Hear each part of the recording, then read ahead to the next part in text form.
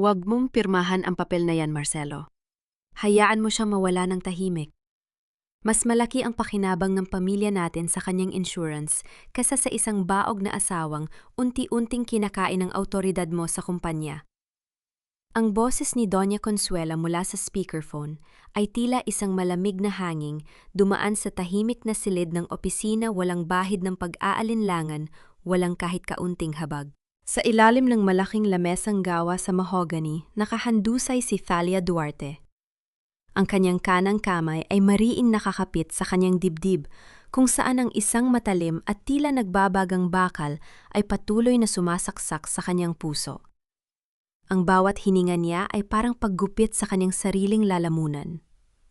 Sa kabila ng matinding sakit, ang kanyang kaliwang kamay ay may hawak pa ring maliit na pulang kahon na may pelus isang mamahaling rilo na personal niyang pinili para sa kanilang ikasampungan bersaryo ng kasal ngayong gabi. Ang kanyang paningin ay unti-unting lumalabo, ngunit malinaw niyang nakikita ang mga mamahaling sapatos ng kanyang asawa, si Marcelo, na nakatayo lamang may ilang hakbang ang layo mula sa kanya.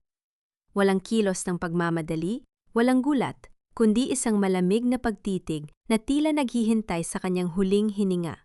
Masigurado ka ba rito?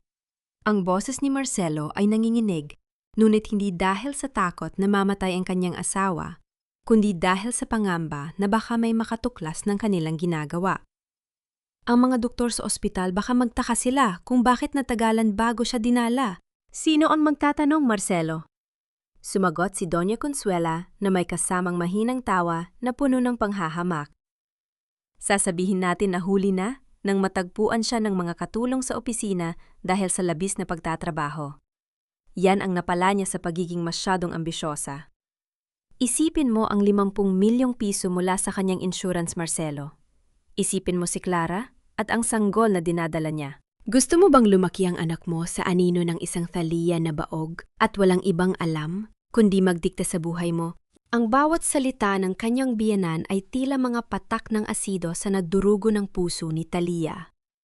Ang 10 years ng kanyang buhay, ang kanyang kabataan, ang kanyang talino sa pananalapi na nagligtas sa kumpanya ng mga Vasconcelos mula sa bangkarot, at ang lahat ng kanyang dote at mana na ibinuhos niya para sa pamilyang ito ay binaliwala lamang sa loob ng ilang segundo.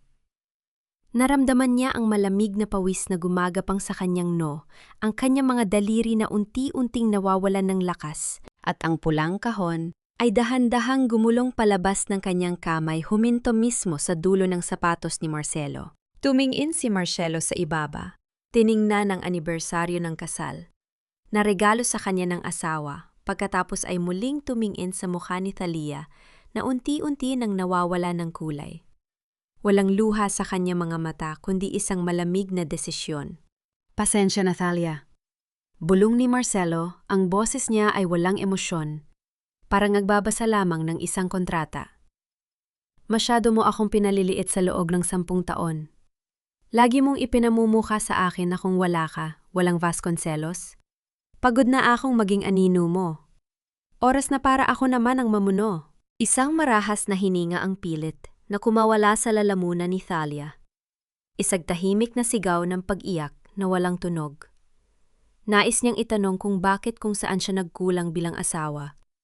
Kung bakit ang pag-ibig na ibinigay niya ng buong buo ay sinuklian ng ganito katinding kataksilan. Nuwit ang tanging naramdaman niya ay ang unti-unting paglamig ng kanyang sariling katawan at ang kadilimang dahan-dahang lumalamon sa kanyang kamalayan. Nang muling magkaroon ng liwanag sa kanyang paningin, hindi na ito ang kisame na kanyang opisina. Ang matalim na amoy ng antiseptiko at ang malamig na hangin ng emergency room ang sumalubong sa kanya.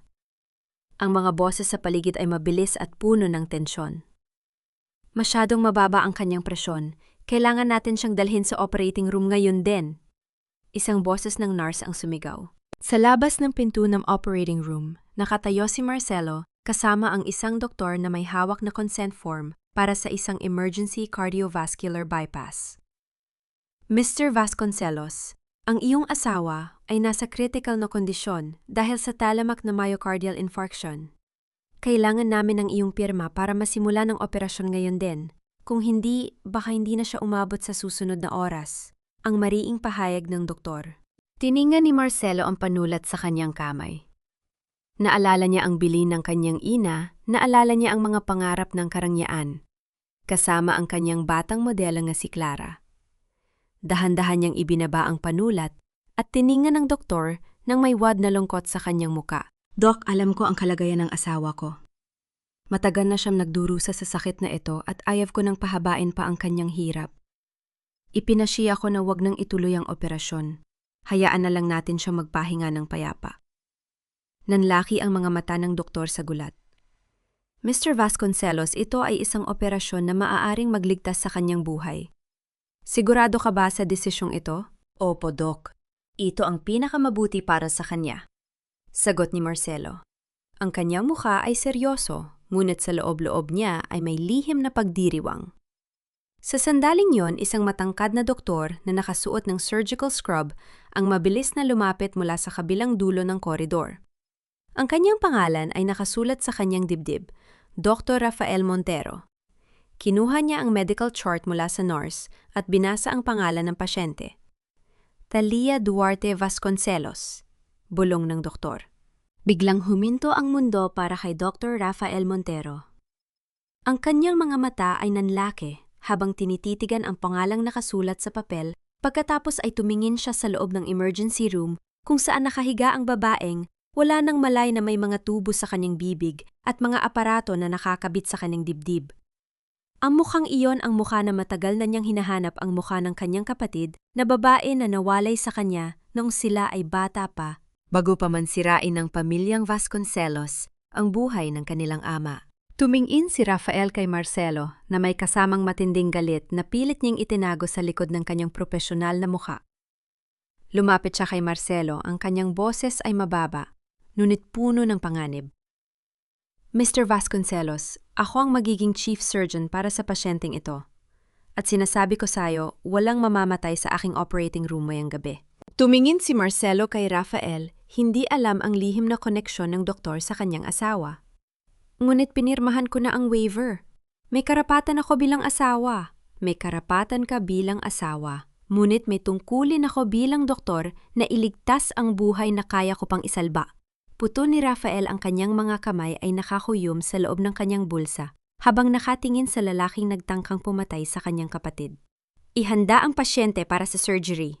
Habang itinutulak ang gurney ni Thalia papasok sa operating room, dahan-dahang lumapit si Rafael sa kanyang gilid. Hinawakan niya ang malamig na kamay ng kanyang ate. Ang kamay na noong bata pa sila ay laging humahawak sa kanya kapag natatakot siya sa dilim. Ate? Bulong ni Rafael, ang kanyang boses ay basag sa emosyon na matagal lang nakabaon sa kanyang puso. Huwag kang bibiti. Nandito na si Rafael.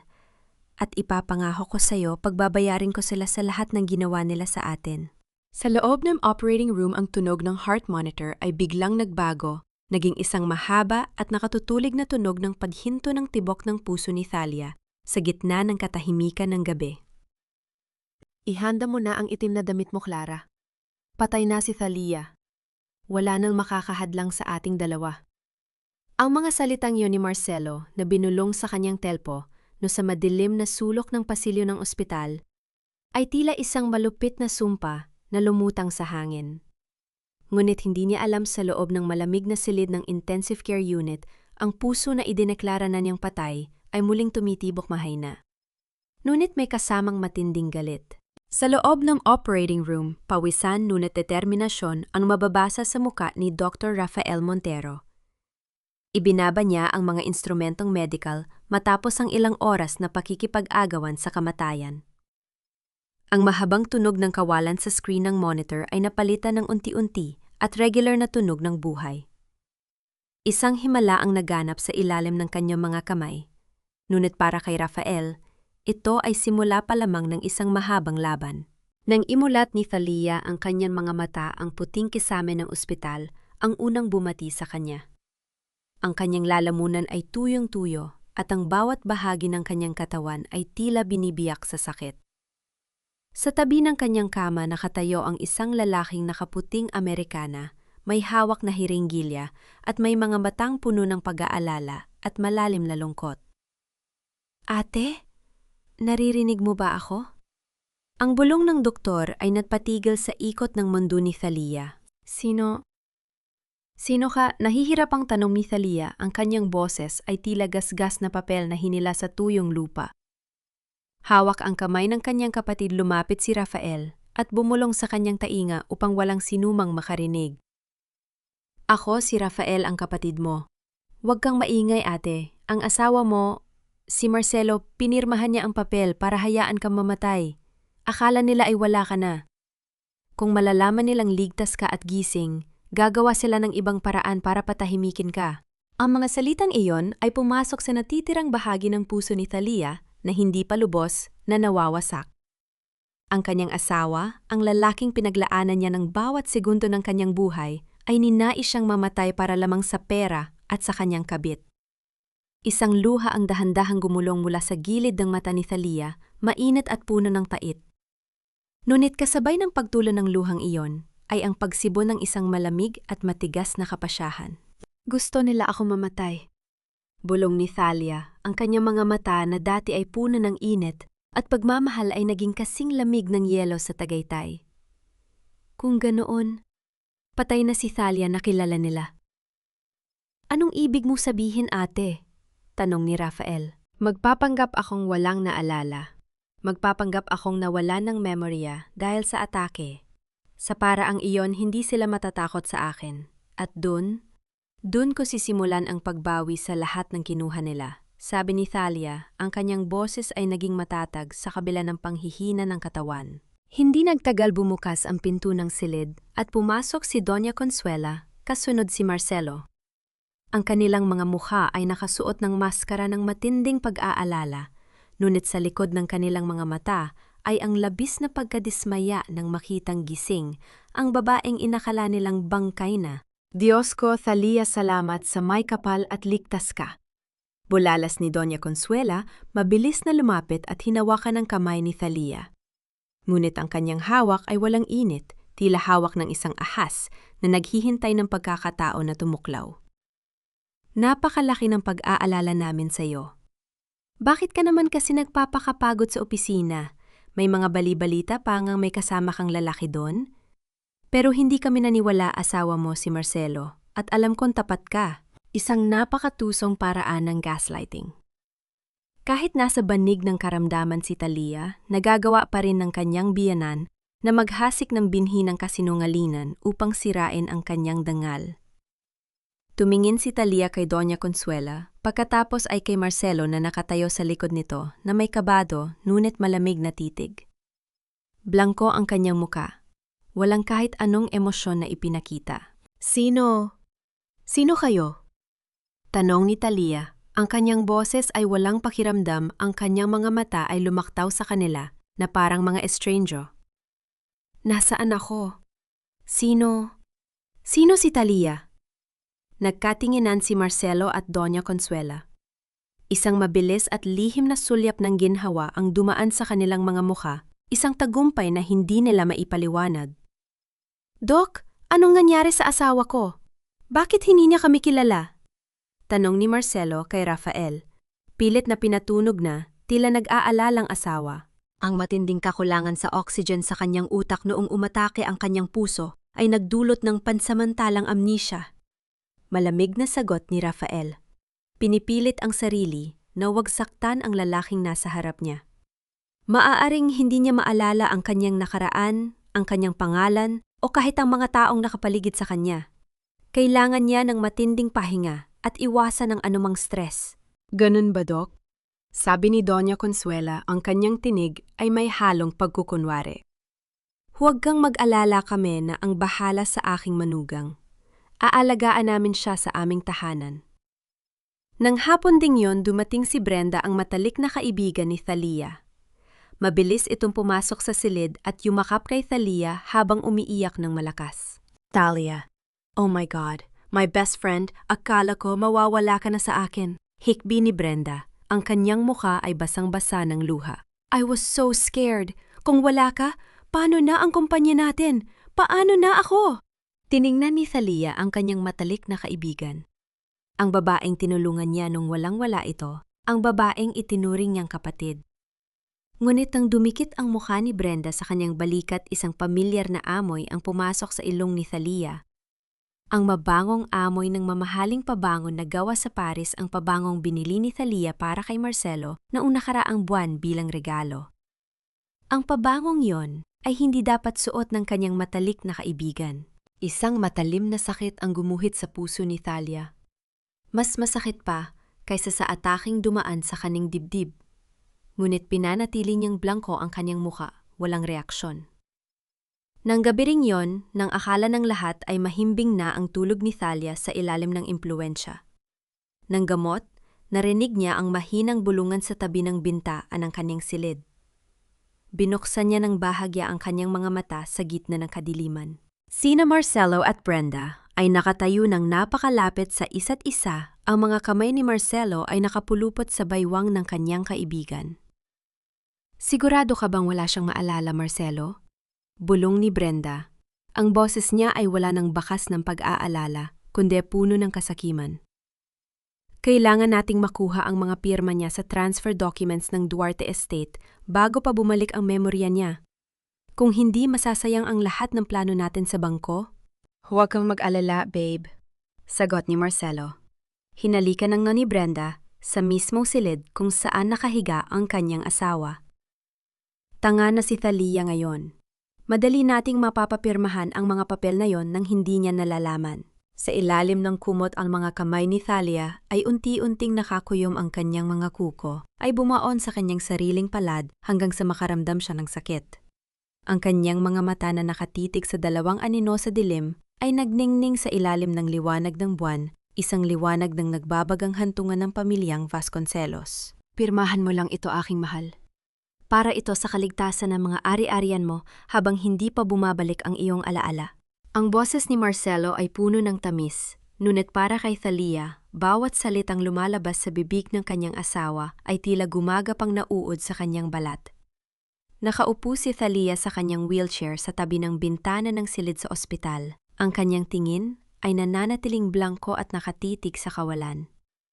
Hawak ni Marcelo ang kanyang nanginginig na kanang kamay, pilit na ipinapasok ang isang mamahaling panulat sa pagitan ng kanyang mga daliri, habang sa kanyang hita ay nakalatag ang ilang pirasa ng dokumento, ang kasunduan sa paglipat ng lahat ng ari-arian ng pamilya Duarte sa ilalim ng pangalan ng mga Vasconcelos.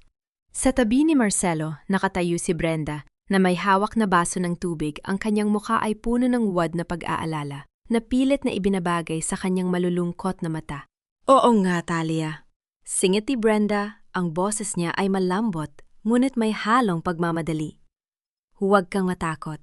Ako ang nag-ayos ng mga dokumentong yan para sa iyo. Bilang matalik mong kaibigan at sekretarya, alam kong ito ang pinakamamuting paraan para hindi magulo ang mga pananalapi mo habang nagpapagaling ka. Just sign it, bestie. Tumingin si Thalia sa dokumento sa kanyang hita. Kahit blanko ang kanyang mga mata, ang kanyang matalas na isip bilang isang eksperto sa pananalapi ay mabilis na nakabasa sa mga nakasulat na sugnay. Hindi ito simpleng pangangalaga ng ari-arian. Ito ay isang ganap na donasyon, isang pagsuuko ng lahat ng kanyang manakumpanya at bank accounts kay Marcelo nang walang anumang kapalit. Naramdaman ni Thalia ang pagsikip ng kanyang dibdib, ang kanyang puso ay muling kumirot. Ngunit pinilit niyang panatilihing malamig at walang pakiramdam ang kanyang muka. Hindi ko maintindihan. Bulong ni Thalia, ang kanyang boses ay parang isang bata na naliligaw sa dilim. Ano ang aking isusulat? Sino si Thalia Duarte? Yan ang pangalan mo, mahal ko? Malambing na sagot ni Marcelo, bagaman may bahaging inis na dumaan sa kanyang boses dahil sa kabagalan ng asawa. Pirmahan mo lang dito sa ibaba. Ako ang bahala sa'yo. Hinding-hindi kita pababayaan. Hinding-hindi mo siya pababayaan? O hinding-hindi mo pababayaan ang kanyang pera, Mr. Vasconcelos? Ang malamig at seryosong boses na iyon ay nanggaling sa pintuan.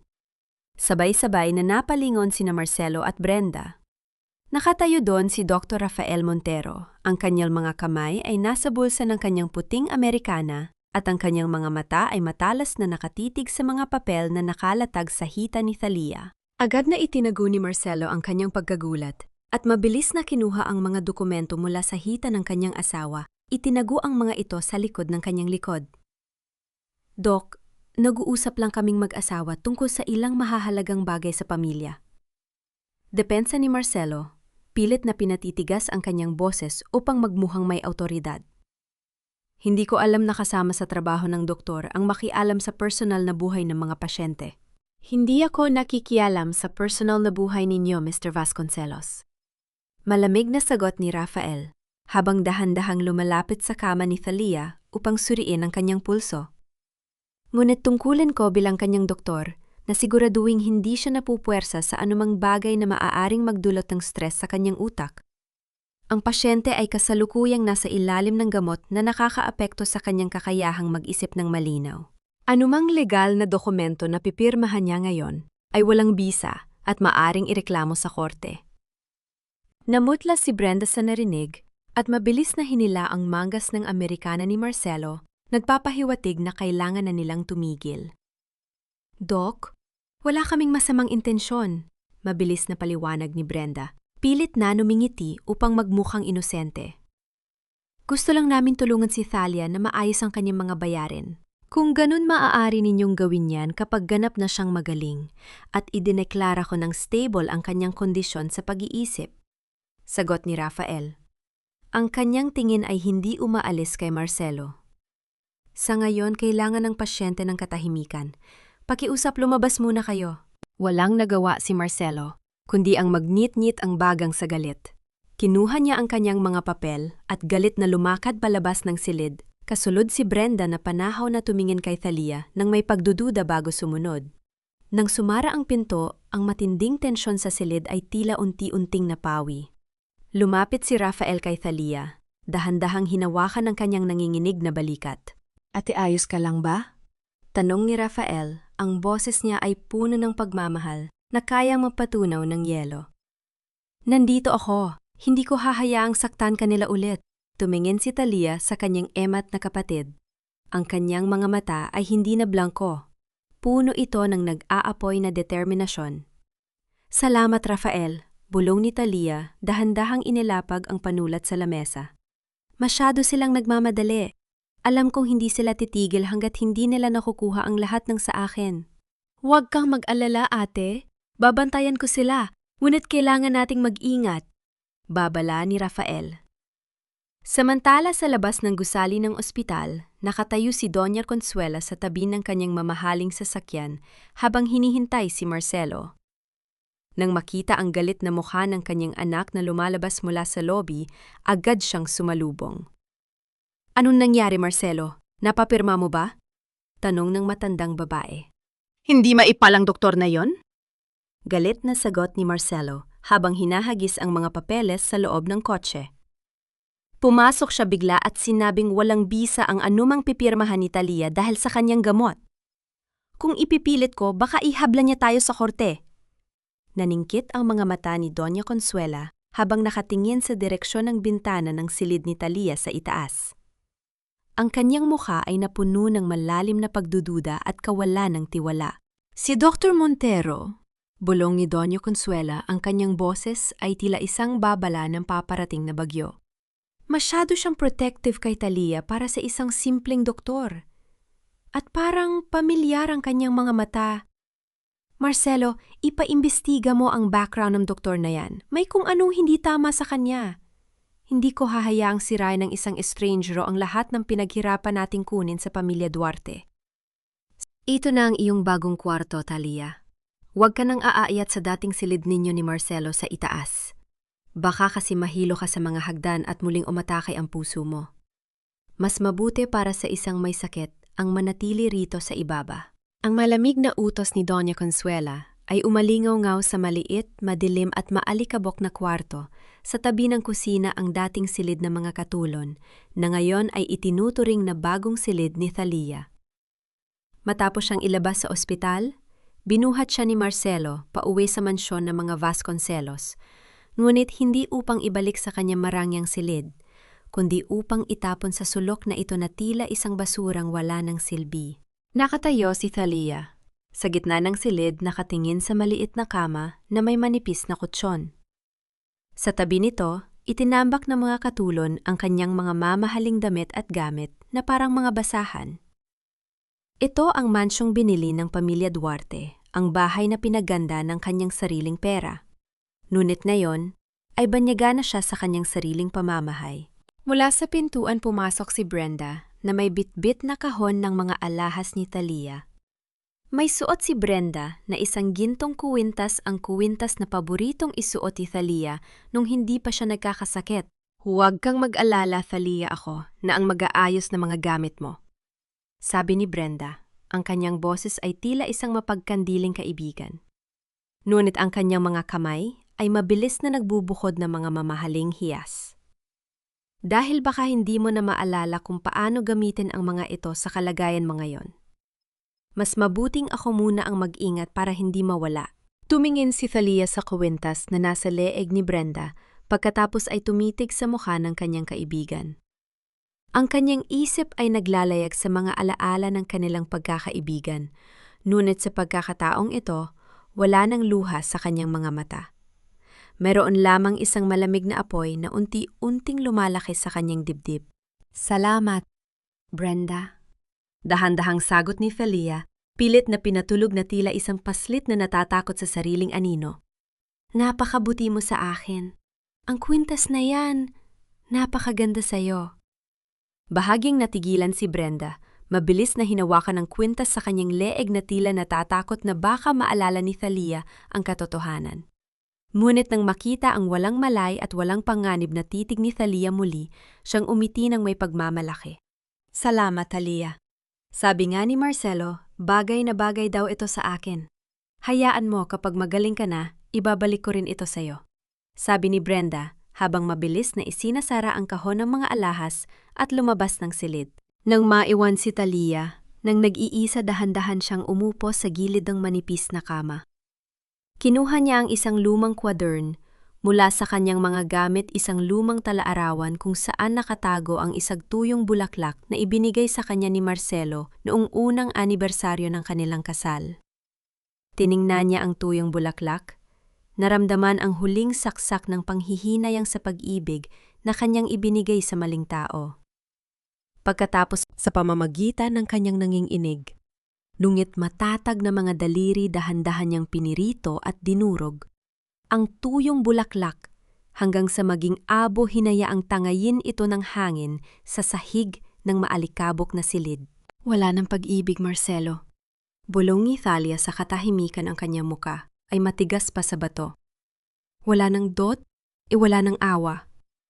Sa kabilang banda sa labas ng mansyon, mabilis na pumasok si Marcelo sa opisina ni Doña Consuela.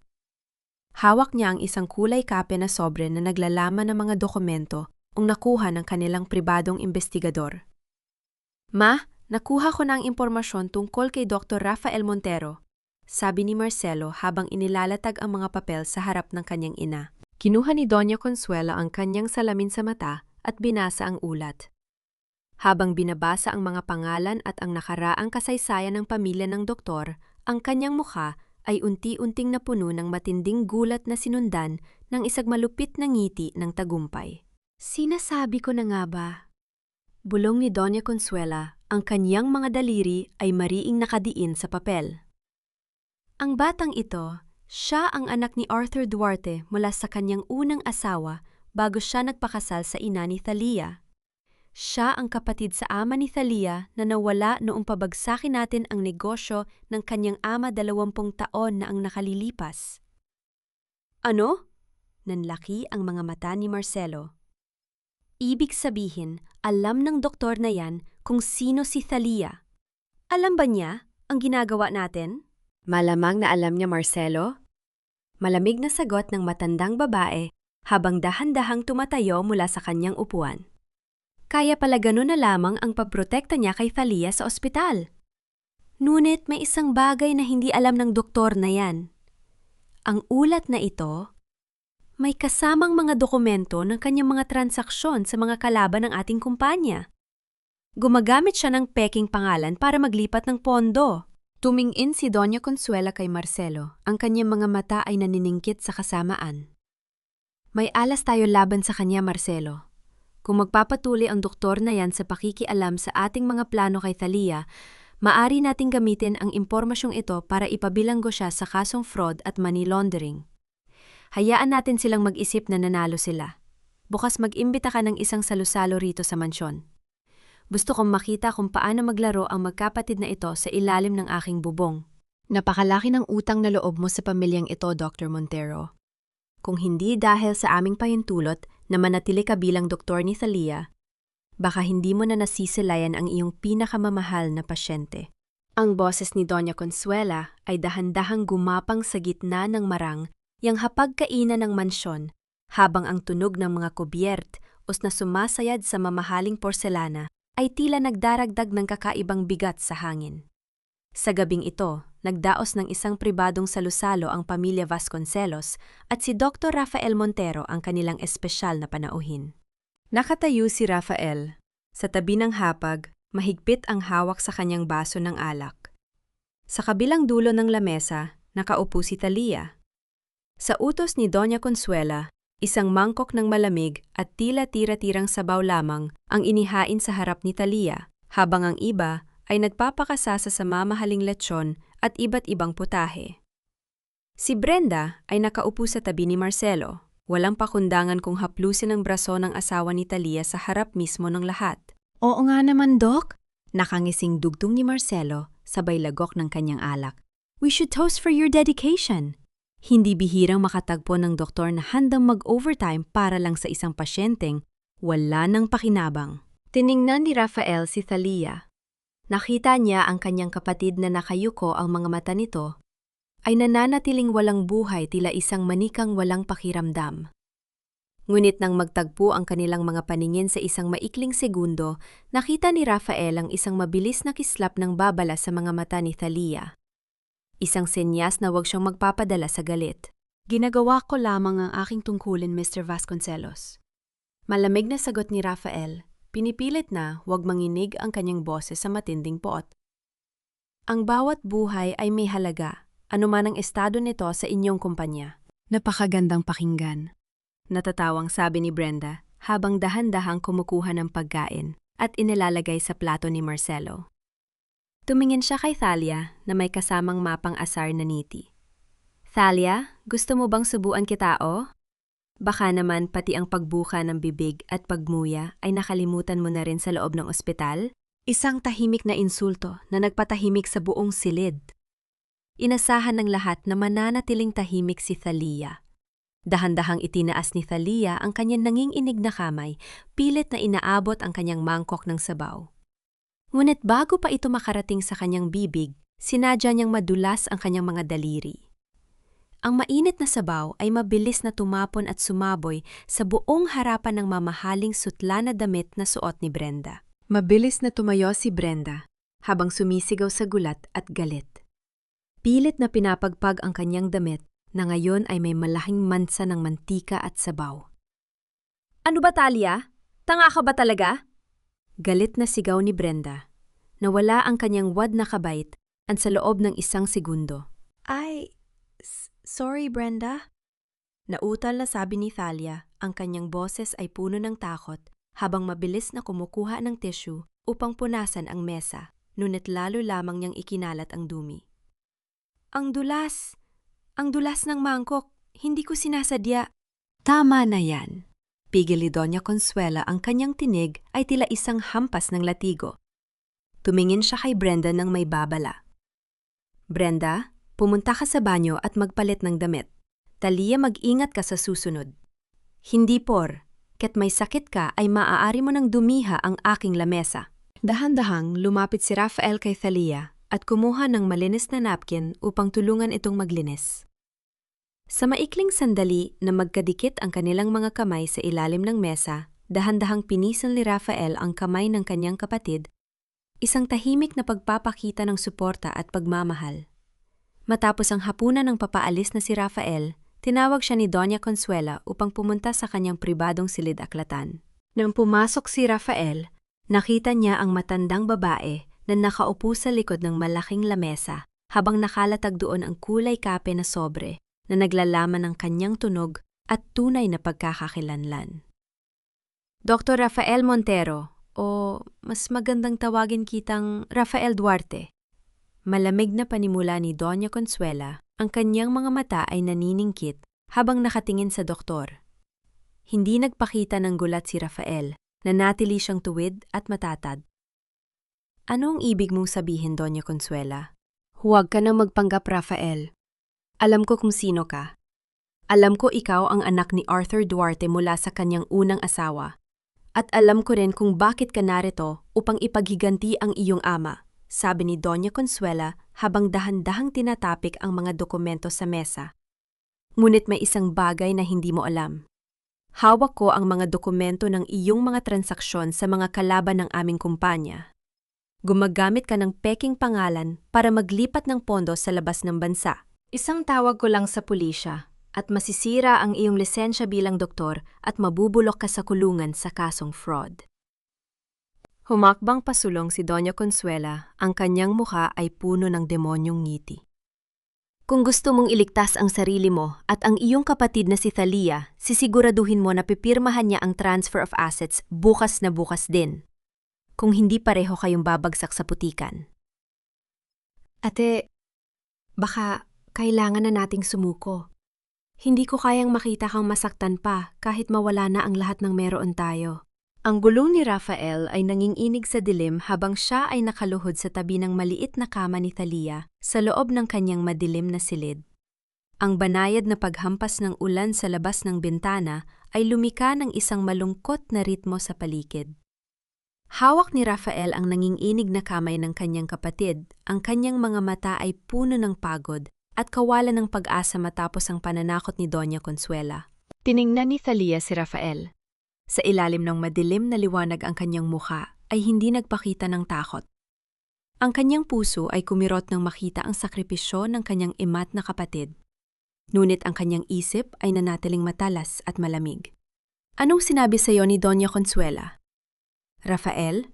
Tanong ni Thalia, ang boses niya ay mahinahon ngunit may awtoridad na hindi kayang tapatan ng kahit na sino. Alam niya kung sino ako, ate. Pag-amin ni Rafael ang kanyang boses ay tila isang pagsuko. At may hawak siyang mga dokumento tungkol sa aking mga transaksyon sa mga kalaban ng pamilya Vasconcelos.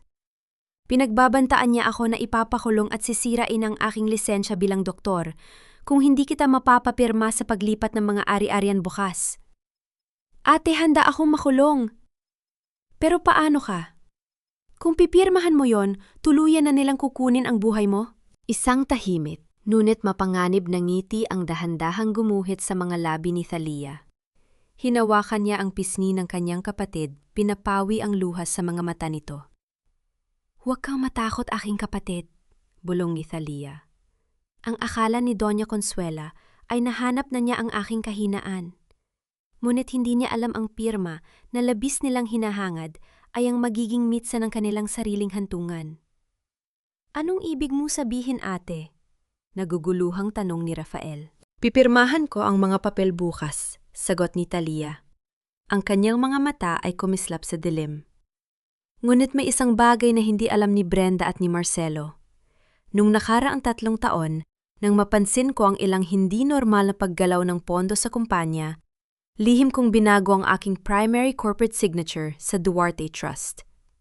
Ang bawat opisyal na dokumento ng aking pamilya ay kailangang gamitan ng aking bagong pirma na may nakatagong marka. Kung gagamitin ko ang aking lumang pirma, ang pirma na alam ni Brenda, otomatikong ifa-flag ng bangko ang transaksyon bilang kahina-hinala.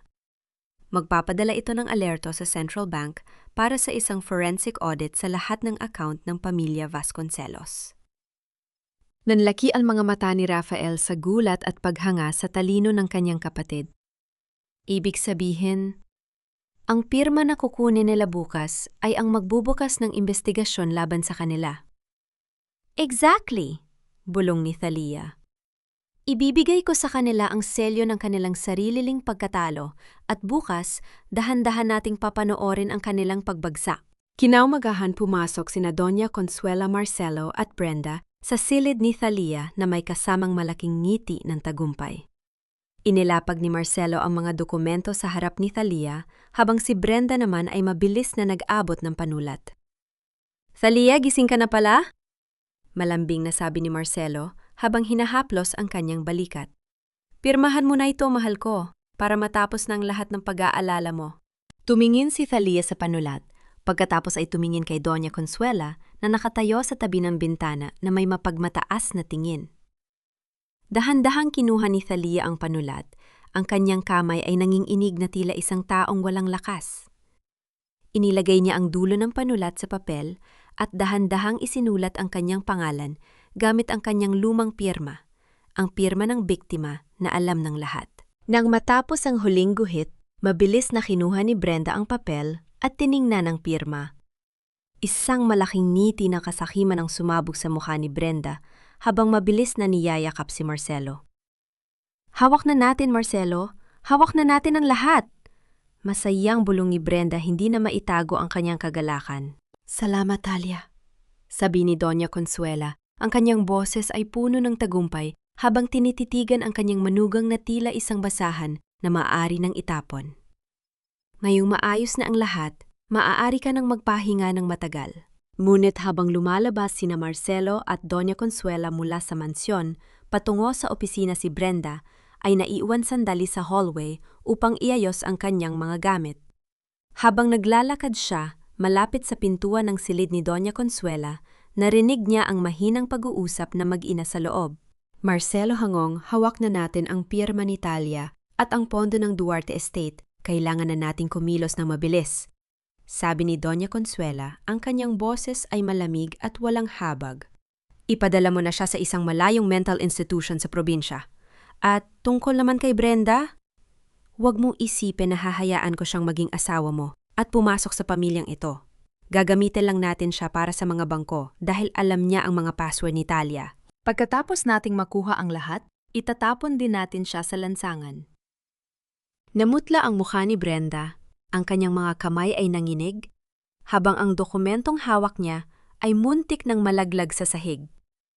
Ang kanyang puso ay napuno ng matinding takot at galit nang ma-realize na siya rin pala ay isa lamang biktima sa larong ito. Akala ko ako ang panalo, Thalia. Pero pareho lang pala tayong tanga sa pamilyang ito. Ang bulong ni Brenda ay nanginginig habang dahan-dahang sumasara ang pinto ng maliit na silid ni Thalia. Nakasandal si Brenda sa pinto, ang kanyang mukha ay maputlang maputla at ang kanyang mga kamay ay mahigpit na nakakapit sa kanyang mamahaling bag na naglalaman ng mga dokumentong may pirma ni Thalia. Ang kanyang mga mata ay puno ng takot at matinding galit matapos marinig ang malupit na plano ni na Doña Consuela at Marcelo laban sa kanya. Tumingin si Thalia sa kanyang dating kaibigan. Nananatili siyang nakaupo sa gilid ng kama, ang kanyang mukha ay tila walang pakiramdam tulad ng isang estatwa. Ngunit ang bawat salitang lumalabas sa bibig ni Brenda ay maingat niyang sinusuri sa kanyang isip. Alam mo ba, Thalia? Patuloy ni Brenda habang dahan-dahang napapaupo sa sahig, umiiyak ng walang tunog. Ibinigay ko sa kanila ang lahat. Ang mga password mo, ang mga sikreto ng Duarte Estate.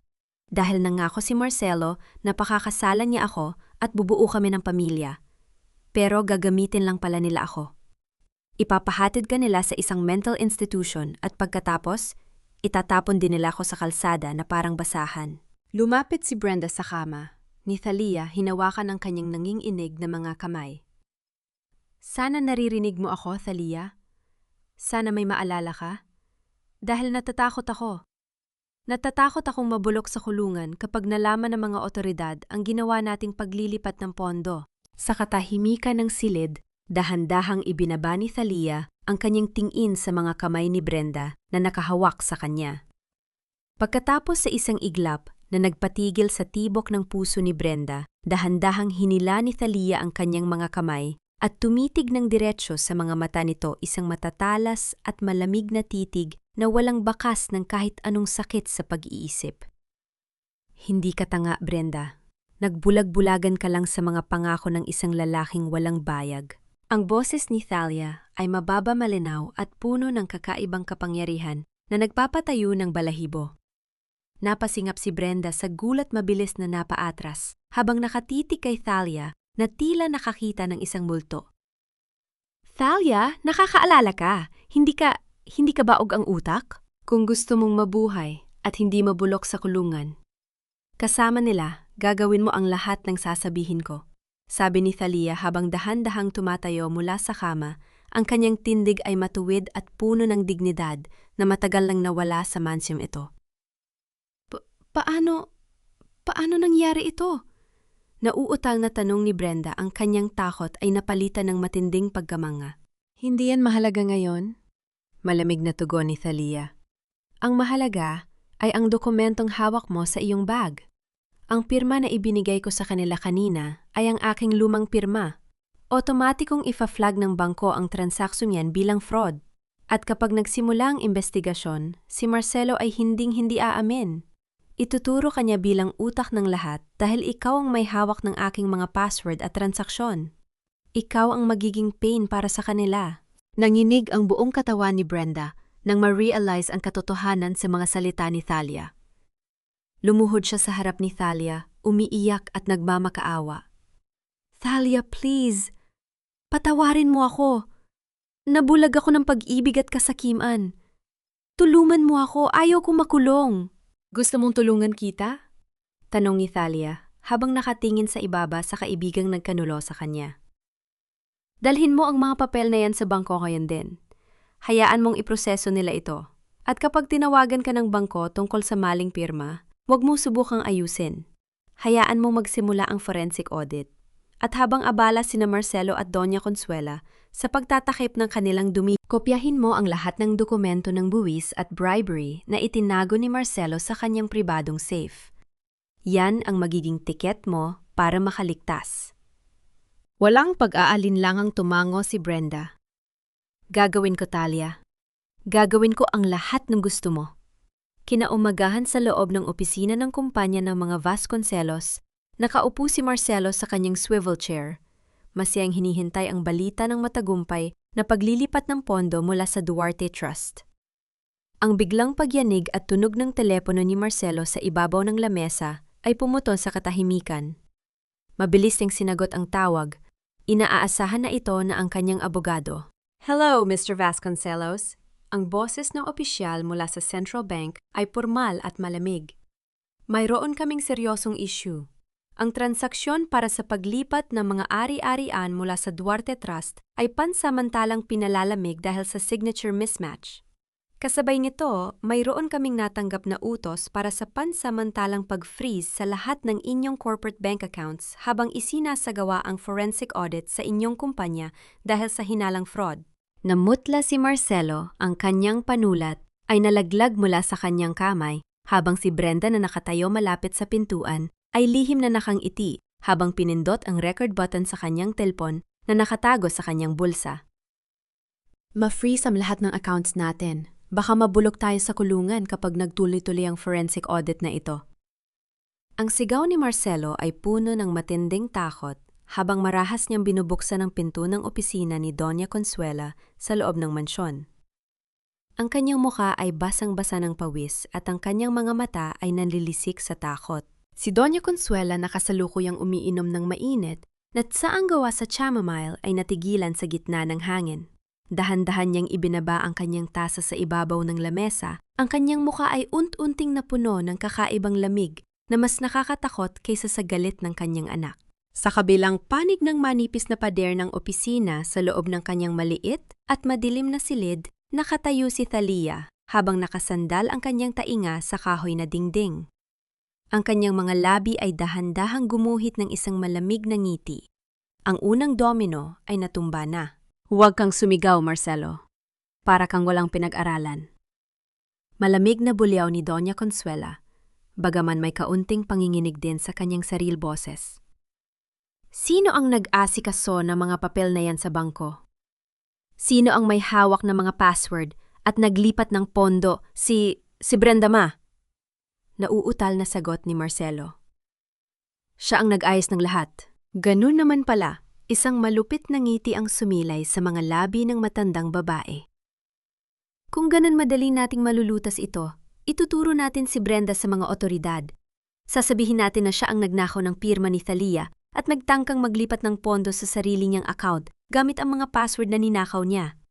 Walang katibayan na may kinalaman tayo roon. Sa labas ng pinto nakatayo si Brenda, habang hawak ang kanyang nanginginig na dibdib. Ang kanyang buong katawan ay binalot ng malamig na pawis sa narinig. Tama nga si Thalia. Ang pamilyang ito ay walang puso at handa siyang itapon sa apoy upang iligtas ang kanilang sarili. Mabilis na naglakad si Brenda patungo sa silid ni Thalia at pumasok ng walang ingay. Thalia, tama ka nga. Bulong ni Brenda na halos maiyak sa takot habang nakaluhod sa harap ng wheelchair ni Thalia. Sinisisi na nila ako plano ni Doña Consuela na ipasa sa akin ang lahat ng kasalanan. Huwag kang matakot, Brenda. Malamig na sagot ni Thalia habang hinahawakan ang balikat ng kanyang kaibigan upang patatagin ito. Nakuha mo ba ang mga dokumento mula sa safe ni Marcelo? Mabilis na tumango si Brenda at kinuha ang isang maliit na USB drive wala sa loob ng kanyang medyas. Eto Thalia, nakuha ko ang keycode ng safe niya kagabi habang tulog siya dahil sa labis na pag-inom. Narito ang lahat ng ebidensya ng kanilang tax evasion at ang mga pangalan ng mga local tax officials na binabayaran nila para itago ang kanilang mga illegal na transaksyon. Tiningnan ni Thalia ang USB drive sa kanyang kamay. Magaling, Brenda. Ngunit hindi natin ito ibibigay ng direkta sa mga pulis. May mas magandang paraan para sirain ang kanilang danggal. Anong gagawin natin, Thalia? Tanong ni Brenda. I-print mo ang ilang mahahalagang pahina ng mga dokumentong ito. Utos ni Thalia ang kanyang mga mata ay kumikislap sa talino. Iwan mo ito sa tapat ng gate ng ating kapitbahay na si Maang Deli sa loob ng isang pulang sobre na may sulat kamay na nagsasabing sikreto ng mga Vasconcelos. Alam mo naman si Maang Deli, siya ang pinakasikat na marites sa ating lugar. Hindi niya matitiis na hindi i-post sa social media ang anumang sikretong mahanap niya. Isang napakatalinong paraan upang gamitin ang ingay ng lipunan. Ang dumi ng mga Vasconcelos ay hindi lamang magiging kasong legal, kundi isang pampublikong teleserye na panonoorin ng buong bansa. Kinaumagahan dahan-dahang gumulong ang wheelchair ni Thalia patungo sa bintana.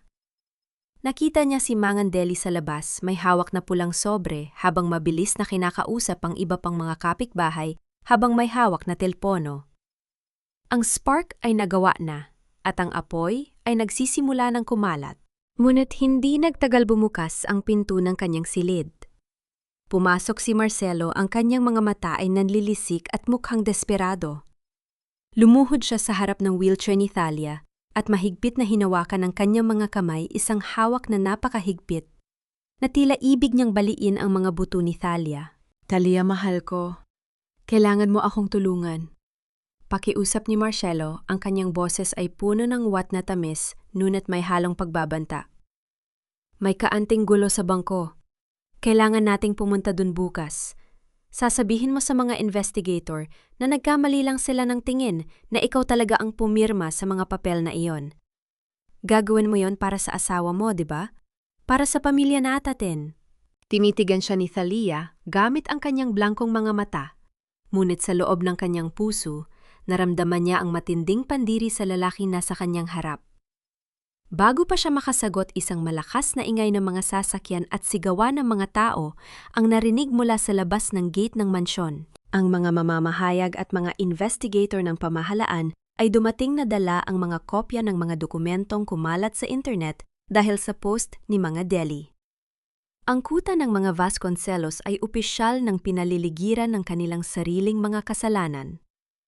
Huwag kang tumingin sa labas, Thalia. Ako ang asawa mo. Makinig ka sa akin. Sasabihin mo sa kanila na wala kang alam sa mga kumakalat na balita. Ang boses ni Marcelo ay puno ng matinding galit habang marahas niyang niyayanig ang mga balikat ni Thalia sa loob ng kanyang maliit na silid. Ang kanyang hininga ay mainit at mabilis, puno ng takot, habang ang mga kislap ng mga kamera ng mga mamamahayag ay patuloy na tumatama sa salamin ng bintana mula sa labas ng gate. Nananatiling blanko ang mukha ni Thalia, ngunit sa loob ng kanyang dibdib ang bawat paghawak ni Marcelo sa kanyang katawan ay tila isang maruming mansa na nais niyang burahin ng mabilis. Biglang bumukas ang pinto at pumasok si Doña Consuela. Ang kanyang dating maayos na buhok ay bahagyang gulo-gulo at ang kanyang mukha ay nawala na ng kulay. Marcelo, hindi na kayang pigilan ng mga guard, yaang mga tao sa labas. Sabi ni Doña Consuela, ang kanyang boses ay nanginginig sa takot. Nakaladkad na ang pangalan ng ating pamilya sa social media at nasaan si Brenda? Kanina ko pa siya. Tinatawagan pero hindi niya sinasagot ang kanyang telpo. Bago pa makasagot si Marcelo, isang matangkad na figura ang mabilis na pumasok sa silid. Si Dr. Rafael Montero kasama ang 2 nurse at 2 opisyal ng pulisya na may hawak na emergency medical warrant. Mr. Vasconcelos, Doña Consuela. Anong ginagawa ninyo sa aking pasyente? Ang malamig na tanong ni Rafael habang mabilis na inilalapit ang kanyang sarili sa pagitan ni Marcelo at ni Thalia. Pilit na inilalayo ang mga kamay ng lalaki sa kanyang kapatid. Ang matinding stress na ibinibigay ninyo sa kanya ay maaring magdulot ng isa pang atake sa puso. Mayroon akong hawak na utos mula sa korte na ilipat si Thalia sa ospital sa ilalim ng protective custody. Walang sinumang kukuha sa aking manugang. Sigaw ni Doña Consuela, sinusubukang harangan si Rafael gamit ang kanyang katawan. Asawa siya ni Marcelo at dito siya sa mansyon mananatili. Doña Consuela, ang mga dokumentong kumalat sa internet ay nagpapakita na may hinala ng tangkang pagpatay at pagpapabaya sa pasyente. Malamig na sagot ng opisyal ng pulis, habang humahakbang pasulong ang kanyang kamay ay nakalagay sa kanyang sinturon na may hawak na posas. May karapatang ang doktor na iligtas ang buhay ng kanyang pasyente. Pakiusap, tumabi kayo. Dahan-dahang binuhat ng mga nurse si Thalia patungo sa gurney. Habang inilalabas si Thalia mula sa silid dinala, siya sa tapat ng nagkakagulong mga mamamahayag sa labas ng gate. Sinubukan ni Doña Consuela na humabol sa harap ng mga kamera upang magpanggap na nag-aalala. Ang aking manugang ay napakasakit. Ang lahat ng paratang laban sa amin ay kasinungalingan ng mga kalaban sa negosyo. Ngunit sa sandaling yon, habang ang gurney ay dahan-dahang dumadaan sa harap ng mga mamamahayag dahan-dahang tumingin, si Thalia sa kamera ng isang sikat na istasyon ng balita. Pinilit niyang magpatulo ng isang solong luha mula sa kanyang mga mata habang ang kanyang muka ay nagpakita ng matinding takot at panghihina. Ang larawang yon ng isang kawawang biktima ay agad na napanood ng milyon-milyong Pilipino sa buong bansa. Tuluyan ng sinira ang anumang natitirang danggal ng mga Vasconcelos. Habang isinasara ang pinto ng ambulansya, lumapit si Rafael kay Thalia at bumulong sa kanya habang nilalagyan siya ng oxygen mask. Ate, ligtas ka na ngayon? Dadalhin kita sa isang ligtas na pasilidad, bulong ni Rafael, ngunit may bahagyang bigat sa kanyang boses. Ngunit kailangan kong sabihin sa'yo, may huling file akong kailangang kunin sa safe ni Marcelo. Ang pagkamatay ng tatay natin, 20 taon na ang nakalilipas. Hindi ito simpleng atake sa puso. May hawak na lumang medical na ulat si Marcelo mula sa lumang klinika na magpapatunay na nilason siya ng mga Vasconcelos. Nanlaki ang mga mata ni Thalia sa ilalim ng oxygen mask. Isang bagong sikreto. Isang mas malalim na sugat ang muling nabuksan, samantala sa loob ng kanyang gulo-gulong opisina. Matapos umalis ang mga pulis, nakatayo si Marcelo sa harap ng kanyang bukas na safe. Ang lahat ng ebidensya ng kanyang mga bribery ay wala na. Sa halip, may nakalagay na isang maliit na piraso ng papel na may sulat kamay ni Brenda, "Hindi ako magiging biktima mo, Marcelo." Ang lahat ng ebidensya ay nasa kamay na ni Thalia at ng mga pulis. Magkita na lang tayo sa korte. Kasabay nito, pumasok si Doña Consuela na may hawak na isa pang ulat mula sa kanyang pribadong investigador. Ang kanyang mukha ay puno ng matinding poot habang nakatingin sa kanyang anak. Marcelo, nagkamali tayo tungkol kay Dr. Montero. Bulong ng matandang babae, ang kanyang boses ay tila isang tulog ng kamatayan. Ang kanyang mga transaksyon sa mga kalaban natin, hindi lang siya nagbebenta ng impormasyon. Ang grupong nagpupundo sa kanya para bilhin ang lahat ng utang ng ating kumpanya sa bangko, siya ang tunay na nagmamay-ari niyon.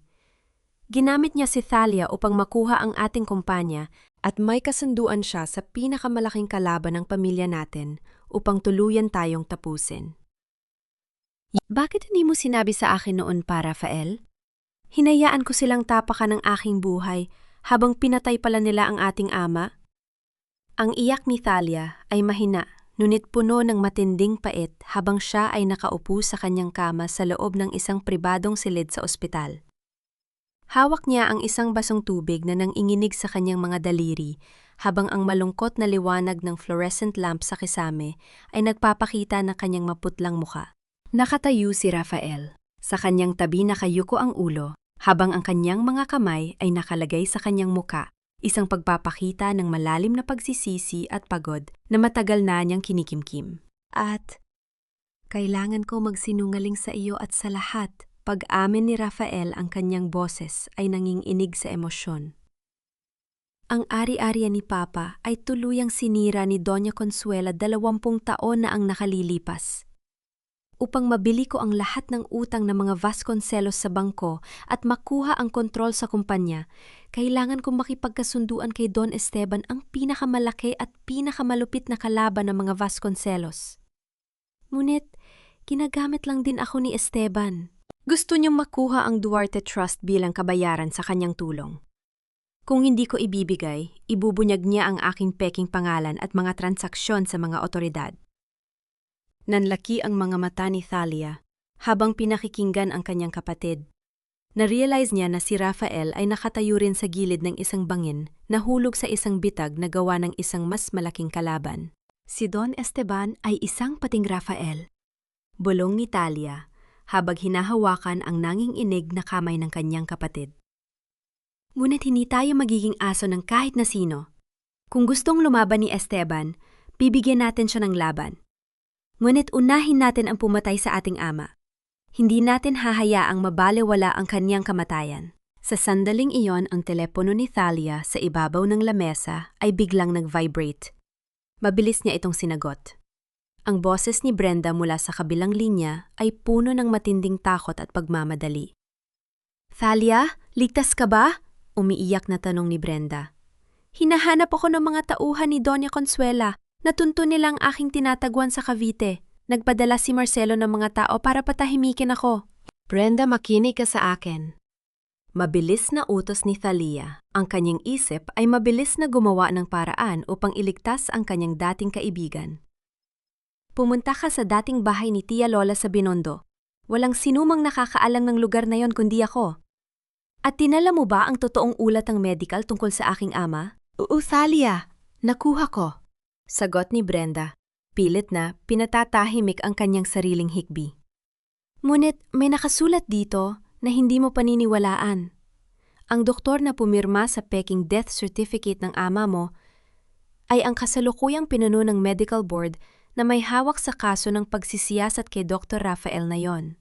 Ang matinding gulat ay tila nagpalamig sa buong katawan ni Thalia. Ang korupsyon ng mga Vasconcelos ay hindi lamang pala limitado sa kanilang kumpanya.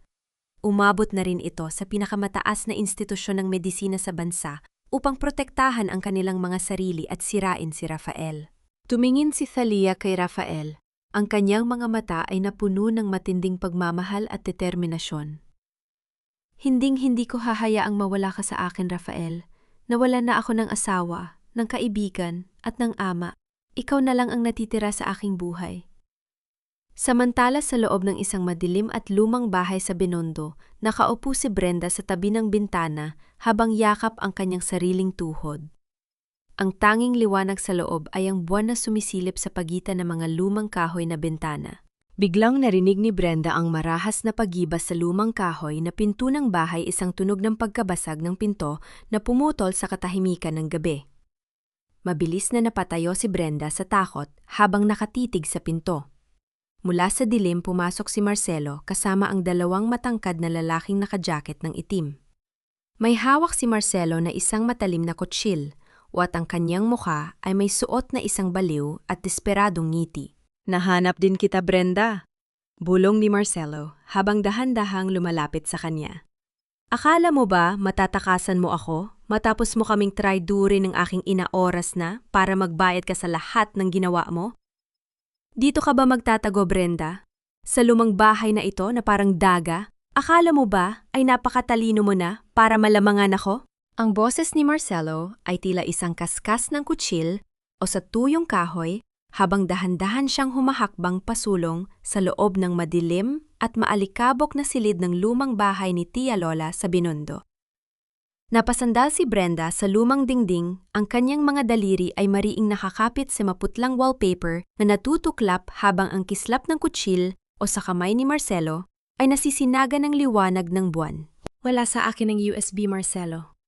Sumisigaw na umiiyak si Brenda, pilit na pinatatatag ang kanyang boses sa kabila ng matinding panginginig ng kanyang buong katawan. Naibigay ko na kay Thalia at sa mga pulis, huli na kayo ng ina mo, mabubulok kayo sa kulungan.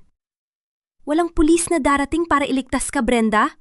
Galit na bulyaw ni Marcelo habang mabilis na itinataas ang kutsil upang sugurin si Brenda. Ibigay mo sa akin ang ulat ng medical kung ayaw mong tapusin ko ang buhay mo rito. Ngunit bago pa mailapit ni Marcelo ang matalim na bakal kay Brenda isang marahas na puwersa, mula sa likod ang humila sa kanyang bisig. Si Dr. Rafael Montero ay mabilis na pumasok mula sa dilim kasama ang 2 armadong gwar, anang ospital at isang opisyal ng barangay. Sa pamamagitan ng mabilis na pagkilos na disarmas ng mga gwar at si Marcelo, at mariing itinulak ang kanyang mukha sa sahig, habang ang kutsilyo ay malalaglag at gumulong palayo sa ilalim ng lamesa. Ibagsak mo ang iyong sarili, Marcelo. Naka-record ang bawat salitang sinabi mo. Sigaw ni Rafael, ang kanyang boses ay puno ng nagangalit na galit. Habang mabilis na inalalapit si Brenda sa likod ng kanyang mga gwardya. Humagulgol si Brenda sa iyak at mabilis na niyakap ang braso ng doktor. Dok, iniligtas mo ako. Salamat sa Diyos. Kahit nakadapa sa sahig at may hawak na pusa sa kanyang mga kamay, tumawa ng baliw si Marcelo, ang kanyang mukha ay puno ng alikabok at laway. Akala niyo ba, nanalo kayo isang doktor lang? Si Rafael bukas na bukas din sa pagdinig ng medical board sisiguraduhin ni Doña Consuela na tatanggalan ka ng lisensya at ikaw, Brenda, hinding-hindi ka makakaligtas sa amin? Hayaan mong matapos ang aking karera bilang doktor, Marcelo. Malamig na tugon ni Rafael habang nakatitig sa lalaking nakadapa sa sahig. Ngunit sisiguraduhin kung sa malamig na selda ka matutulog na yung gabi. Dalhin ninyo siya sa presinto. Nang maalis si Marcelo ng mga otoridad, mabilis na ibinalik ni Rafael si Brenda sa ligtas na pasilidad kung nasaan si Thalia. Sa loob ng tahimik na silid ng ospital, dahan-dahang lumapit si Brenda kay Thalia. Ang kanyang mga mata ay puno ng matinding hiya, habang dahan-dahang lumuluhod sa tapat ng kama ng kaibigan na kanyang pinagtaksilan. Inabot niya ang isang lumang papel na may mansa ng dugo at amag, ang totoong ulat ng medical ni Arthur Duarte. Heto na, Thalia. Bulong ni Brenda, habang umiiyak ang kanyang mga luha ay pumatak sa kamay ni Thalia. Ang ulat na ito, pinatutunayan nito na si Tito Arthur ay hindi namatay sa atake sa puso. Nilason siya gamit ang arsenic sa loob ng 10 buwan. At ang doktor na pumirma upang itago ito ay si Dr. Santos, ang pinuno ng medical board na susuri sa kaso ni Rafael bukas. Tiningnan ni Thalia ang dokumento sa kanyang kamay. Ang kanyang puso ay nadurog sa galit at sakit. Ngunit pinilit niyang punasan ang luha sa mukha ni Brenda. Gamit ang kanyang sariling mga daliri, isang unang hakbang ng pagpapatawad at paghilom ng kanilang nagkalamat na pagkakaibigan. Wakas ang pagdinig, Rafael. Sabi ni Thalia, ang kanyang boses ay tila isang malamig na hantungan ng hustisya. Doon natin sisirain ang unang haligi ng mga Vasconcelos. Doon natin ipapakita sa buong bansa kung gaano kadumi ang pamilyang sumira sa ating ama. Ngunit sa kabilang dulo ng lungsod sa loob ng kanyang silid-aklatan, hawak ni Doña Consuela ang kanyang telepo habang nakikipag-usap kay Don Esteban. Ang kanyang muka ay walang bakas ng pag-iyak para sa naarestong anak, kundi isang mas malalim at mapang-anib na pakikipagsabwatan. Esteban, alam ko na ang lihim ng kapatid ni Thalia, malamig na sabi ni Doña Consuela. Kung gusto mong makuha ang Duarte Trust ng walang gulo mula sa magkapatid na yan, tulungan mo akong pabagsakin si Dr. Montero bukas sa pagdinig. Ibigay mo sa akin ang huling dokumento na magpapatunay na gumamit siya ng yuwad na pangalan sa kanyang mga klinika. Sisiguraduhin nating hindi lang siya mawawala ng lisensya, kundi mamatay siya sa loob ng kulungan. Ang boses ni Don Esteban sa kabilang linya ay sumagot ng may malalim at mapanganib na tawaki. natapos ang huling saksak ng pagtataksil laban kay Rafael. Huwag mo nang ipaglaban ang lisensya mo, Dr. Montero. Isang tawag ko lang tapos ka na. Walang doktor ang nananalo kapag ako ang bumangga. Ang bulong na iyon ni Dr. Santos, ang pinuno ng medical board ay tila isang lason na ibinulong sa tinga ni Rafael sa loob ng kwarto ng pagpupulong. Bago magsimula ang pagdinig, nakatayo si Rafael sa gitna ng malaking silid ng medical board. Inaayos ang kanyang kurbata, habang ang kanyang mga kamay ay malamig. Ngunit, ang kanyang mga mata ay nananatiling matatag at walang takot. Sa likod ng malalaking pinto ng silid nagtitipon ang mga mamamahayag. At sa upuan ng mga manonood ay nakaupo si Doña Consuela. May suot siyang isang mapagmataas na ngiti, kampanteng-kampante na sa gabing ito ay tuluyan niyang wawasakin ang kapatid ni Thalia gamit ang mga dokumento ng pagtataksil na ibinigay sa kanya ni Don Esteban. Ang marahas na pagbaba ng gavel ng chairman ay bumasag sa bulungan sa loob ng silid hudyat ng opisyal na pagsisimula ng pagdinig. Dr. Rafael Montero, simula ni Dr. Santos na may kasamang mapanghusgang tingin. Meron kaming natanggap na matibay na ebidensya na nagpapatunay na nagtatrabaho ka sa ilalim ng yuwad na pangalan at gumagamit ka ng pondo ng kumpanya para sa mga ilegal na transaksyon. Ito ay isang malubhang paglabag sa etika ng medisina at batas ng bansa. Mayroon ka bang masasabi? Tumayo ang abogado ni Doña Consuela at inilabas ang mga dokumento mula kay Don Esteban. Narito ang mga papel ng transaksyon board. Pinapatunayan nito na si Dr. Montero ay si Rafael Duarte, ang anak ng isang bangkaroteng negosyante na gustong sumira sa pamilya Vasconcelos. Tumingin si Rafael kay Doña Consuela na dahan-dahang tumatango sa kanya na tila nagdiriwang na. Nanatiling tahimik si Rafael, ngunit ang kanyang tingin ay nakatutok sa malaking pinto sa likod ng silid. Biglang bumukas ang dalawang malalaking pinto ng silid pagpupulong. Ang bawat tao sa loob ay napalingon. Mula sa pinto, pumasok si Thalia Duarte. Hindi siya nakaupo sa wheelchair at walang bakas ng kahit anong sakit. Nakatayo siya ng tuwid, nakasuot ng isang mamahaling asul na Amerikana na nagpapakita ng kanyang tunay na kapangyarihan bilang isang eksperto sa pananalapi. Ang kanyang bawat hakbang ay puno ng dignidad at awtoridad na nagpatahimik sa buong silid. Nalaki ang mga mata ni Doña Consuela sa matinding gulat at takot. Napasinghap siya habang dahan-dahang tumatayo mula sa kanyang upuan. Thalia, nakakalakad ka. Paano? Naglakad si Thalia patungo sa podium sa gitna ng silid, tumitig ng diretso kay Dr. Santos na ngayon ay nagsisimula ng pawisan sa kanyang upuan. Ang bawat pagsubok na ibinigay ninyo sa akin ay ginawa ko lamang na hagdan upang makatayo ako ngayon sa inyong harap.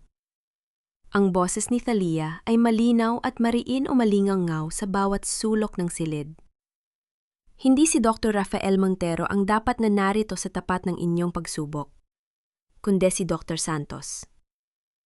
Anong ibig mo sabihin, Mrs. Vasconcelos? Tanong ng isa pang miyembro ng board. Inilabas ni Thalia ang totoong ulat ng medical ni Arthur Duarte at iniharap ito sa projector upang makita ng lahat. 20 taon na ang nakalilipas ang aking ama na si Arthur Duarte ay namatay. Si Dr. Santos ang pumirma sa kanyang death certificate at nagsabing namatay siya sa natural na atake sa puso. Ngunit ang ulat na ito ang totoong ulat na itinago ni Dr. Santos ay nagpapatunay na ang aking ama ay nilason gamit ang arsenic sa loob ng 10 buwan sa ilalim ng utos ng pamilya Vasconcelos. Ito ang katotohanang ibinayad ng mga Vasconcelos kay Dr. Santos upang makuha ang kanyang posisyon na yon. Ang buong silid ay napuno ng matinding ingay at bulungan ng mga tao. Nagwala si Dr. Santos sa kanyang upuan. Kasinungalingan isang paratang na walang basihan.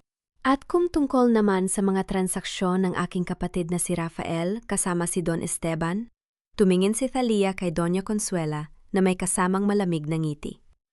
Hindi tayo pinagtaksila ni Don Esteban Rafael dahil noong nakaraang 3 araw, binili ko ang lahat ng interes ni Don Esteban sa utang ng mga Vasconcelos. Sa madaling salita ako na ang may hawak ng lahat ng utang ng pamilya Vasconcelos na yon.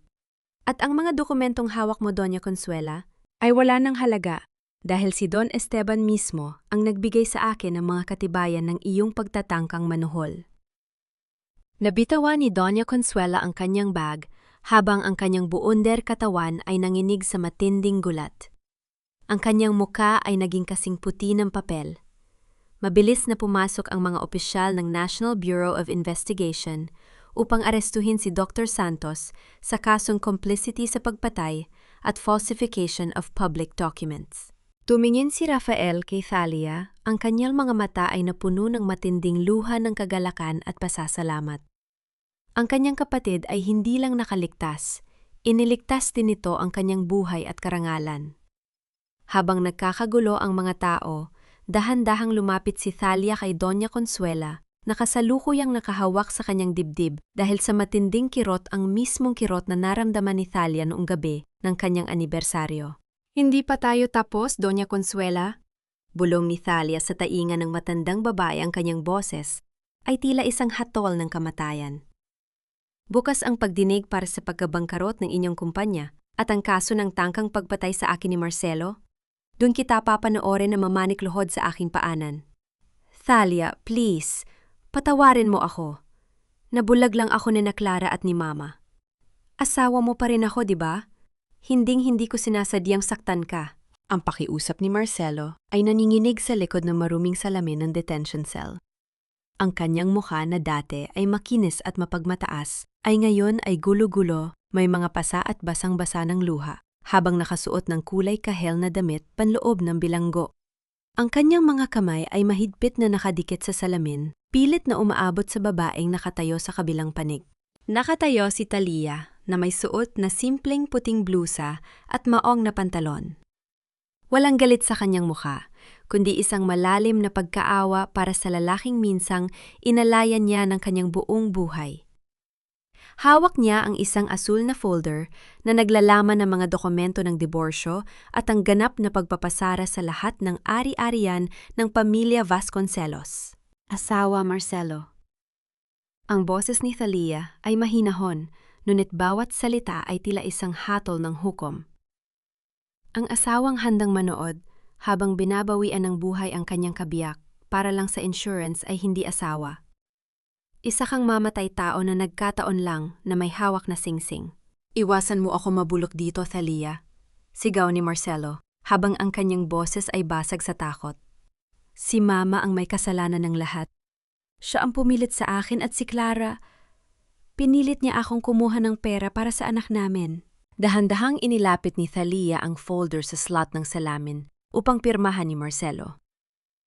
Pirmahan mo ito, Marcelo. Iligtas mo ang natitirang kaanting danggal mo bilang lalaki. Pirmahan mo ang pagpapawalang bisa ng ating kasal at ang pagsuko ng lahat ng share mo sa kumpanya. Nanginginig ang mga kamay ni Marcelo habang kinukuha ang panulat at isinusulat ang kanyang pangalan sa papel alam na sa sandaling matapos ang huling guhit, opisyal na siyang naging walang-wala sa mundong ito. Matapos ang kanyang pagbisita sa presinto, nagtungo si Thalia sa ospital ng pamahalaan kung saan nakaratay si Doña Consuela sa ilalim ng bantay ng mga pulis. Ang matandang babae ay nakahiga sa kama, mukhang matanda ng 20 taon. Ngunit ang kanyang mga mata ay nananatiling puno ng puot nang makita ang kanyang manugang. Thalia, bulong ni Doña Consuela, ang kanyang boses ay tila isang tuyong dahon na hinila sa lupa. Akala mo ba ay napakagaling mo na kapag winasak mo ang pamilyang ito, madadamay din ang pangalan mo? Makikita ng buong bansa na ikaw ay isang walang pusong babae na sumira sa pamilya ng sarili mong asawa? Ang bansa ay nakatingin na sa katotohanan, Consuela. Malamig na tugon ni Thalia habang nakatayo sa tapat ng kama. Ang pangalang Duarte ay hinding-hindi mababahira ng dumi ng inyong pamilya. Bukas sa pagdinig ng korte ang inyong mansyon sa Tagaytay at lahat ng inyong natitirang ari-arian ay opisyal nang babalik sa akin bilang kabayaran sa lahat ng ninakaw ninyo sa aking ama. Pagkatapos lumabas si Thalia mula sa silid at nagtungo sa sementeryo kasama si Rafael. Nakatayo ang magkapatid sa harap ng lumang puntod ng kanilang ama si Arthur Duarte. Dahan-dahang inilapag ni Thalia ang isang sariwang puting orchid sa ibabaw ng marmol. Hindi sila nagsalita, ngunit dahan-dahang iniyakap ni Rafael ang kanyang braso sa balikat ng kanyang ate. Dun sa ilalim ng bana, Yad na sikat ng araw hinayaan ni Thalia na pumatak ang kanyang mga luha, hindi dahil sa sakit, kundi dahil sa wakas. Ang kanyang ama ay maaari na magpahinga na may kapayapaan. Ang kanilang pamilya ay muling nabuo at ang sugat ng nakaraan ay unti-unti nang naghihilom. Nang gabing iyon, habang nag-aayos si Thalia ng kanyang mga dokumento para sa huling pagdinig, bukas tumawag si Brenda sa kanyang telpono. Si Brenda ay kasalukuyang nasa opisina ng piskal upang ihanda ang kanyang huling testimonya laban kay Marcelo. Thalia, may huling balita akong nakuha mula sa mga tauhan ng bangko. Ang boses ni Brenda ay puno ng matinding gulat. May nakitang lihim na account si Marcelo sa ibang bansa sa ilalim ng pangalan ni Clara. Ngunit lumabas sa pagsusuri ng ospital na si Clara ay hindi buntis kay Marcelo ang sanggol, na dinadala niya ay anak ng ibang lalaki. At ngayon tumakas si Clara patungong ibang bansa, dala ang lahat ng natitirang pera na ninakaw ni Marcelo sa inyo.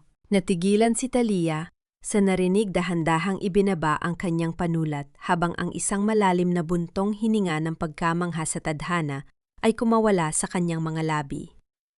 Ang huling ilusyon ni Marcelo ay tuluyan ng gumuho sa ilalim ng kanyang sariling mga kasalanan. Hinatulan ng korte ang mga akusado na sina Marcelo Vasconcelos at Consuela Vasconcelos na may sapat na katibayan ng pagkakasala sa lahat ng paratang ng tangkang pagpatay, falsification of public documents, at corporate fraud. Ang malamig at pormal na boses ng hukom ay umalingaw-ngaw sa loob ng siksikang silid ng korte, tila isang huling hatol ng langit na nagpabagsak sa madilim na kaharian ng mga Vasconcelos. Nakatitig si Marcelo sa kanyang lamesa. Ang kanyang mga mata ay walang buhay at lubog, habang ang kanyang ina, si Doña Consuela, ay nakaupo sa isang medical wheelchair na may oxygen tank. Mukhang lantang gulay at tuluyan ang nawalan ng kanyang dating marang, yang kapangyarihan. Sa kabilang panig, nakaupo si Thalia Duarte, nang may dignidad tuwid, ang likod at flank ng kanyang kapatid na si Rafael at ng kanyang abogadong si Brenda na nagsilbing pangunahing testigo ng Estado. Para sa kasong attempted murder at corporate theft, hinahatulan si Marcelo Vasconcelos ng 20 taon na pagkabilanggo.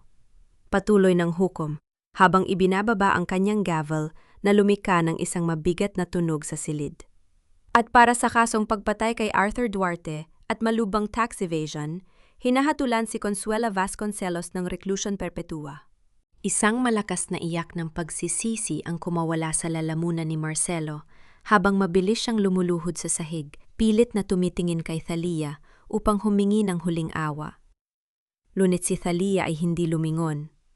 Ang kanyang tingin ay nanatiling nakatutok sa labas ng bintana, kung saan ang liwanag ng araw ay dahan-dahang nagpapakita ng isang bagong simula.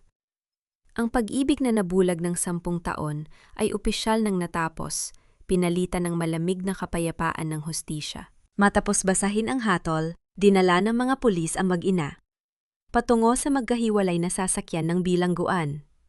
Tumingin si Doña Consuela kay Thalia nang may huling sulyap ng matinding pagkatalo. Alam na ang pangalang Vasconcelos ay tuluyan ng nabura sa lista ng mga mararang yang pamilya sa bansa. Sa labas ng courtroom, lumapit si Thalia kay Brenda, nakasalukuyang nakatayo kasama ang mga pulis.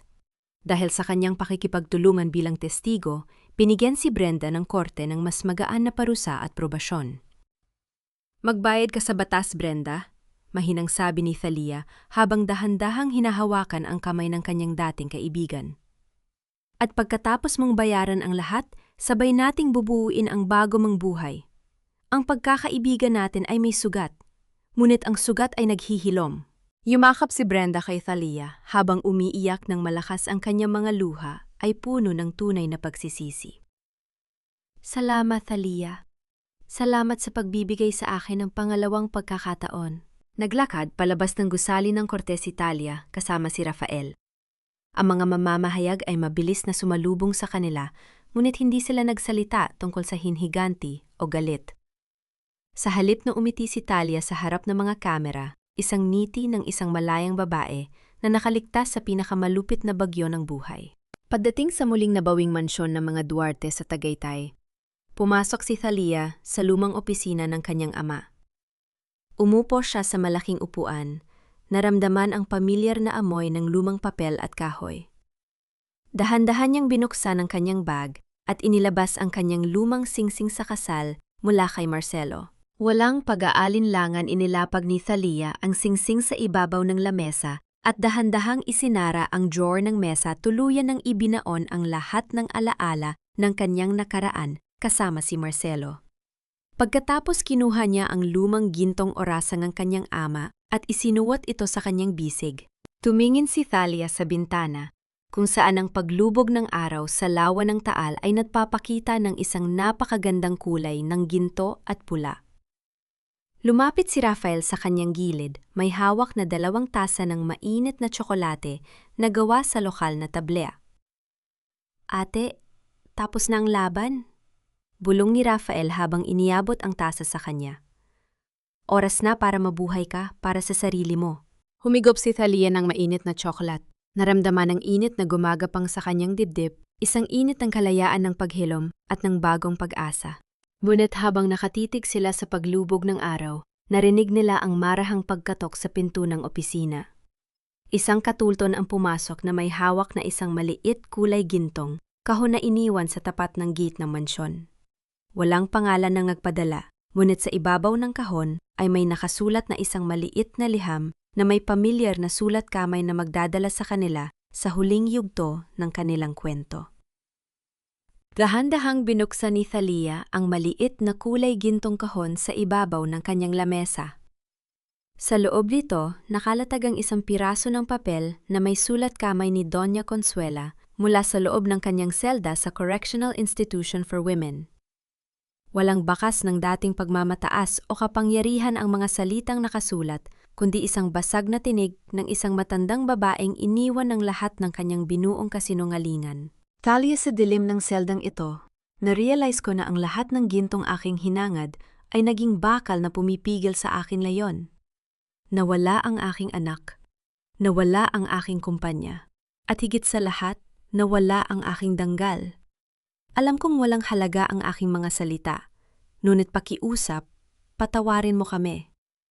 Ang huling hiling ko ay huwag mong hayaang kainin ng aming mga kasalanan ang magandang kinabukasan na nararapat para sa iyo."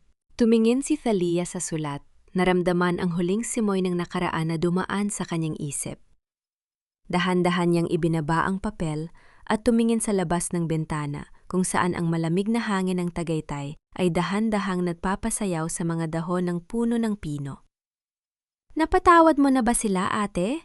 Tanong ni Rafael habang dahan-dahang pumasok sa silid, may dalang plato ng mainit na bibingka na gawa ni Tia Lola. Isang matamis at payapang ngiti ang sumilay sa mga labi ni Thalia. Ang pagpapatawad, Rafael, ay hindi nangangahulugang tama ang kanilang ginawa. Ito ay ang pagtanggal ng kanilang kapangyarihan na saktan pa ako. Pinatatawad ko sila hindi dahil karapat-dapat sila, kundi dahil karapat-dapat ako sa kapayapaan. Sa hapon ding yon, ang mansyon ng mga Duarte ay napuno ng init at ingay ng pamilya.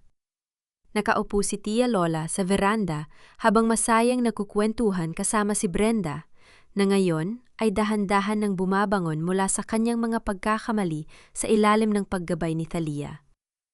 Si Rafael naman ay nakatayo sa tabi ng kanyang ate, pinagmamasdan ang napakagandang tanawin ng Bulkang Taal sa ilalim ng kulay rosas na langit ng hapon. Nakamit na ang katarungan at ang bawat piraso ng kanilang buhay ay dahan-dahan nang bumalik sa tamang kalalagyan. Ang kumpanya ng mga Duarte ay muling nakatayo hindi lamang bilang isang institusyon ng pananalapi, kundi bilang simbolo ng katatagan at pag-asa para sa maraming kababaihan na nakaranas ng pang-aapi sa pamilya. Naramdaman ni Thalia ang regular at malakas na tibok ng kanyang puso sa loob ng kanyang dibdib. Isang puso na minsan ay nag-agaw buhay dahil sa kataksilan, ngunit ngayon ay mas malakas at mas malusog pinatitibay ng pagmamahal ng kanyang tunay na pamilya at ng kanyang sariling lakas. Ang buhay ng tao ay tila isang ginto na kailangang dumaan sa matinding apoy upang lumabas ang tunay nitong ningning. Para kay Thalia Duarte, ang Baguio ay opisyal ng lumipas, at ang bawat patak ng kanyang luha sa nakaraan ay naging mga hiyas ng karunungan at kapayapaan na hinding-hindi na makukuha ng kahit na sino. Salamat sa paggabay, Papa. Bulong ni Thalia sa hangin habang nakatingin sa malawak na lawa. Ligtas na kami. At malaya na ako. Dahan-dahang lumubog ang araw. Hinahayaan ng gabi na yakapin ang Tagaytay nang may kasamang malalim payapa at walang katapusang pag-asa. Habang unti-unting nilalamon ng dilim ang lawa ng taal ang bawat bituin sa langit, ay tila mga tahimik na saksi sa muling pagbango ng isang pusong minsan ang nadurog.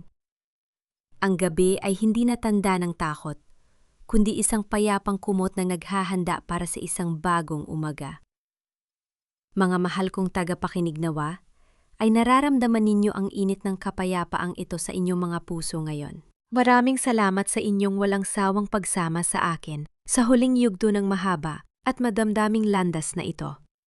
Habang isinusulat ko ang tagpong yon kung saan dahan-dahang inilapag ni Thalia ang kanyang singsing sa kasal sa loob ng drawer at isinuot ang gintong orasan ng kanyang ama, hindi ko mapigilang mapaluha ng tahimik. Naalala ko ang napakaraming kababaihan sa ating lipunan na patuloy na nagtitiis sa loob ng mga tahanang wala ng pagmamahal, mga taong ibinigay ang lahat, ngunit tinapakan at binaliwala. Ang kwentong ito ay hindi lamang basta katang-isip. Ito ay inspirasyon mula sa mga totoong buhay at mga lihim na luha ng mga totoong tao na aking nakasalamuha. Isa itong masusing pagmamasid sa bigat ng buhay at sa lakas ng pagpili na muling mabuhay. Tulad ng gintong orasan ni Arthur Duarte, ang oras ng ating buhay ay hindi dapat dumidepende sa tibok ng puso ng mga taong nanakit sa atin, kundi sa sarili nating hakbang patungo sa paghilom. Ang bawat pag-ikot ng mga kamay nito ay nagpapaalala na hawak natin ang sarili nating panahon. Ngunit nais kong itanong sa inyo, kung kayo ang nasa kalagayan ni Thalia, magagawa niyo rin bang patawarin si Doña Consuela at bigyan ng pangalawang pagkakataon si Brenda? O mas pipiliin ninyong tuluyan silang burahin sa inyong buhay nang walang anumang puwang para sa pag-uusap? Habang iniisip ninyo ito, nais kong magkamustahan tayo ng mas malapit sa ang bahagi ng bansa ang ng mundo kayo nakikinig gayon. Habang naghuhugas ba ng mga plato, nagtitiklop ng mga damit, o nagluluto ng hapunan para sa inyong pamilya. Sana ay naging mabuting kasama ako sa inyong mga gawaing bahay ngayong araw. Kung meron kayong sariling kwento ng pagtitiis at muling pagbangon pakiusap, ibahagi ninyo ito sa comment section sa ibaba dahil handa akong magbasa at makinig sa inyo. Huwag din nating kalimutang i-like at i-share ang kwentong ito upang magsilbing inspirasyon sa iba pang mga kababaihan na nangangailangan ng lakas ngayon. Sana ay patuloy kayong maging matatag mamuhay ng may dignidad at protektahan ang inyong sariling kapayapaan. Pagpalay nawa kayo ng may kapal sa bawat hakbang ng inyong buhay.